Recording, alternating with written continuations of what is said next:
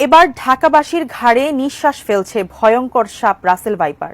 গ্রাম চরাঞ্চল পেরিয়ে এই সাপ চলে এসেছে ঢাকার খুব কাছেই। যে রাসেল ভাইপার এতদিন উপকূলীয় এলাকায় তাণ্ডব চালিয়েছে, সেই রাসেল ভাইপার ঢাকায় আসলো কিভাবে, জানাচ্ছেন সহকর্মী মোহাম্মদ সোহাগ বিশ্বাস।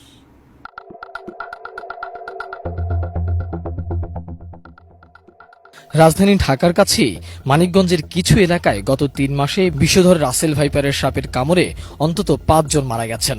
সরকারি কর্মকর্তারা এ তথ্য জানিয়েছেন। রাসেল ভাইপার সাপ বাংলাদেশে চন্দ্রবোড়া বা উলুবোড়া নামেও পরিচিত।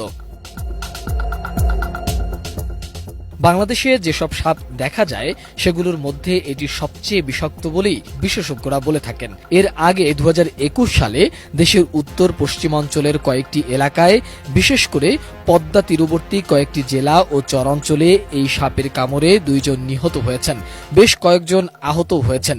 এই ঘটনা বেশ আলোচনা